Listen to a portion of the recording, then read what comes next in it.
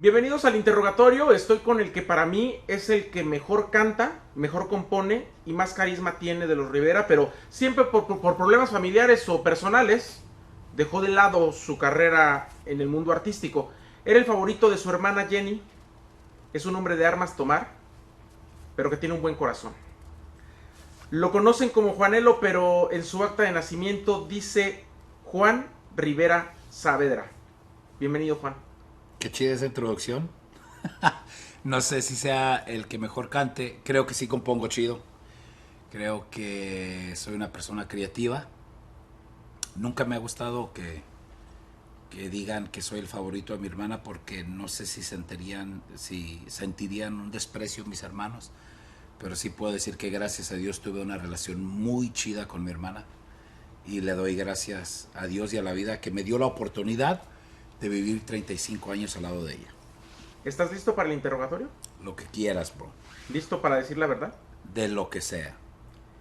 1978, Juan, cuando naces en Long Beach, ¿cuál era la situación de la familia Rivera cuando tú naces? Nací en Torrance, California. Me No, crié ok, en Long Beach, en Long California. Beach. ¿Por qué en Torrance? Porque estaba barato el hospital. No cobraban. Creo que no cobraban lo que le hicimos aquí de County Hospital. Entonces era un hospital de bajos recursos. La familia era... Yo nunca lo vi. Porque mi papá y mi mamá siempre nos cuidaron de eso. Pero, por ejemplo, creo que éramos pobres. Mi mamá le había dicho a mi papá que no iba a volver a tener otro hijo hasta que él le comprara su casa. Ya estaban Pedro, Gustavo, Jenny y Lupe. Entonces en ese entonces vivían creo que en Carson o en Wilmington, algo por así. Entonces ya que mi papá compró esa casa, que la de la Gale, donde nos criamos, fue cuando mi mamá decidió embarazarse. Quería una mujer, pero salí yo y tuve una infancia muy chida en esa casa. Regreso de vez en cuando y entro y siento que no cabo allí, o sea, que no quepo en ese lugar tan chiquito, pero cuando era niño se me hacía a mí algo tan grande, algo tan chido. ¿Nunca hubo escasez? A lo que yo sé, no. ¿Hambre? A lo que yo sé, no. Jamás. Porque mira, yo ya tengo mis hijos. Y hay veces que uno tiene en altas y bajas dificultades económicas. Gracias a Dios en mi hogar nunca ha faltado nada. Pero los hijos nunca saben de eso. Entonces, yo no sé cómo le hacía a mi papá. Siempre nos enseñó que teníamos que trabajar muy duro. Siempre, siempre. Y la gente no lo sabe y tal vez no lo va a creer. Pero desde los 6, 7 años mi papá nos traía trabajando. Nos mandaba a vender cassettes en cajas, en bicicleta, a los apartamentos del barrio. Chente, Ramón Ayala, Invasores, Lorenzo Monteclaro. Entonces, desde que yo recuerdo trabajamos, no sé si era porque había necesidad, pero o sea, mi infancia fue maravillosa. ¿Y ese niño que vendía discos se sentía más artista o más cholo? Yo nunca fui cholo, nunca me interesó, Nunca me gustó. Yo me metí en problemas porque a mí me interesaba el billete. Yo nunca fui pandillero, yo vendía droga. Entonces yo me metí a eso. ¿Cuándo llegaron las drogas a la vida de Juan? A los 14 años. ¿Por qué? No sé.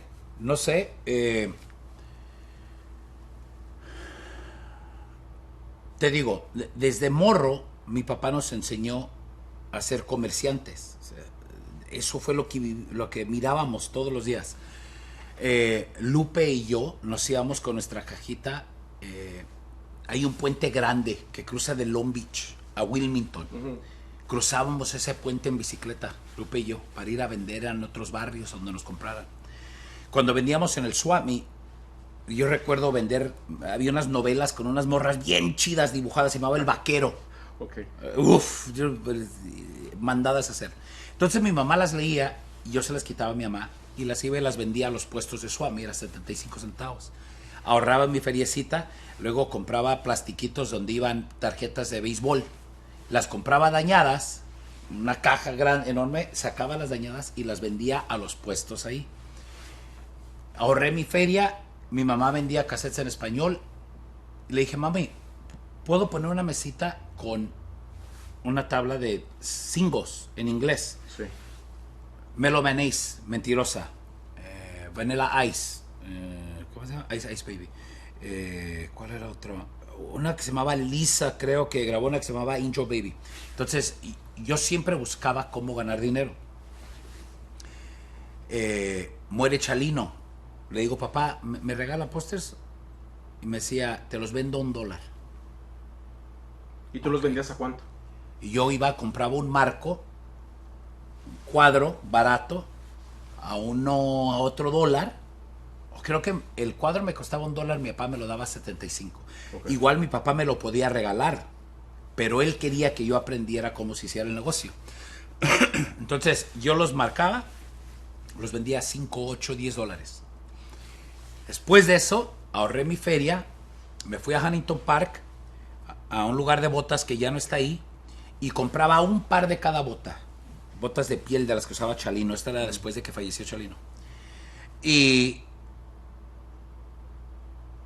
compraba un par porque no tenía para más. Entonces tenía 5 o 6 estilos. La gente los miraba. ¿Cuánto están las botas? 120. Ah, está carita. 110. Me regateaban. ¿Tienes de mi tamaño? Ahorita no, pero se lo traigo la semana que entra. Ah, chido. A mí me costaban 85.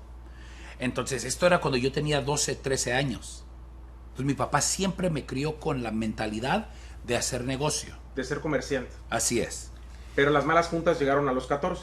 Sí. Y llegaron por este motivo, creo yo, porque aún nunca lo he entendido. Vengo de un hogar bien, de padres que me disciplinaban, que me cuidaban, que me regañaban, que me dieron una buena escuela. Pero yo recuerdo que en esos años a mi papá le llegó una notificación del IRS que debía una cantidad exagerada de dinero. Porque mi papá tenía su empresa. Mi papá es un ranchero con un estudio de segundo de primaria, que no sabía de las leyes de aquí del IRS. Y pues todo el mundo sabe que te puedes meter con cualquiera, pero con el IRS, no. Nel. Bueno, mi papá siempre ha sido una persona que mueve su dinero. Nunca tiene dinero sentado. Sepa, me dice, hijo, el dinero sentado de nada sirve, muévelo, inviértelo, sas. Entonces, cuando le llega esta notificación a mi papá, era de una suma muy grande. ¿Te acuerdas de cuánto era? Sí, pero prefiero no compartir. Mucho. Y yo miré a la persona más honrada, luchadora y decente que yo había conocido en mi vida, muriéndose del estrés. Y yo dije, no sirve vivir así. Estoy viendo a un hombre recto sufriendo porque le debe dinero e impuestos. Igual, gracias a Dios, agarró un contador, aprendió a hacer las cosas, pagó lo que se tenía que pagar. Pero yo recuerdo que en ese entonces me empecé a juntar con gente que yo sabía que andaba en la movida, en el negocio. ¿Consumiste antes de vender? Sí. ¿Qué? La primera droga que consumí fue cristal. Mi papá antes hacía noches de aficionados en el Farallón cada martes. La primer pistola que yo toqué en mi vida tenía 13 años y fue allí. Un personaje que ojalá y no se ofenda, pero el hermano de Graciela Beltrán, sí, se llamaba Salvador López Beltrán, sí, y su guarura se llamaba El Güero. Me dijeron, oye Juanillo, ¿qué onda? ¿A ti te esculcan cuando entras aquí? Pues no, era un niño de 13 años, en chores, playera. No. ¿Nos metes una pistola? Dije, sí, échala. Así me la eché. La metí a la barra. Nos metimos al baño y se le di, ahí tiene, oiga. Yo sin pensar nada. Y me dieron 20 bolas. Y todo dar, y me gané 20 bolas así rápido. Entonces, me entró la curiosidad por ese estilo de vida. Entonces el hermano de Graciela y su guarura te indujeron a la venta de drogas. No quiero culpar a nada. Ellos, yo les metí el arma y ya nunca hablé con ellos de nada más. Pero se me hizo como adrenalina, algo chino. Entonces, iba con mi papá al Farallón y al Parral desde los 13, 14 años. Yo miraba todo lo que pasaba. Y me gustó. Recuerdo que yo tenía la curiosidad de saber qué era cómo se sentía consumir. Y no sé si recuerdas, antes había algo que se llamaba, creo, Pixie Sticks. Eran unos popotes de dulce. Como gelatina y azúcar. Era puro polvo. Ajá. Pero era pura azúcar. Sí. De colores. Sí. Y un día de curiosidad me eché un narizazo de eso. Por saber qué era la droga. ¿Pero quién te la dio?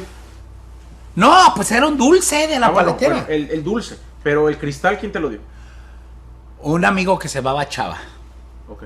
Chava, creo que fue Salvador, con el que empecé a trabajar.